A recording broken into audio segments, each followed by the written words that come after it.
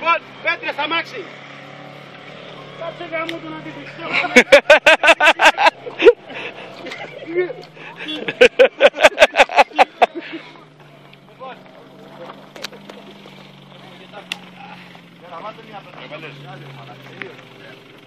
Όχι τόσο μεγάλη, Μιχάλη.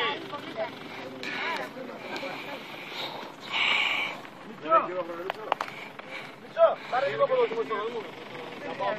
Άστο. Όρθιος. Θα πέσουμε μόνοι μας, ρε μαλάκα.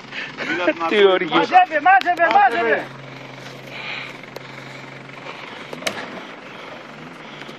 Δεν το κάνει σωστά, μάζευε. Μάζευε περισσότερο σειρματόσιο και μετά δύναμη. Κάπου θα το κάνει.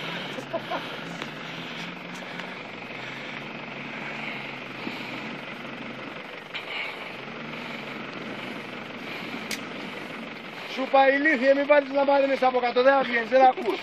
Στόπα, μαλάκα.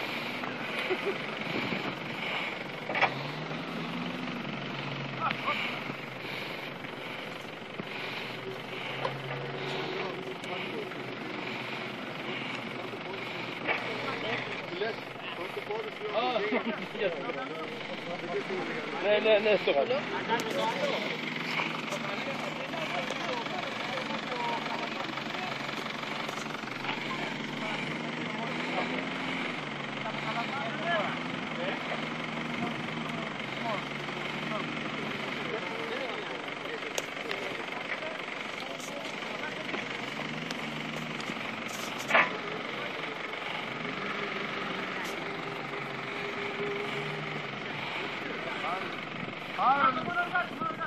Καγκάνι, δεν πάει να το πάρεις ο δικός από κάτω.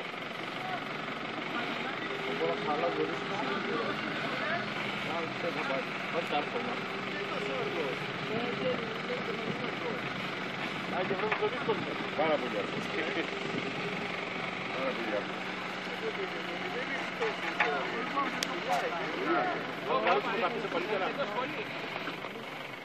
Δεν πειράζει, δεν παθαίνει τίποτα. Άναψε.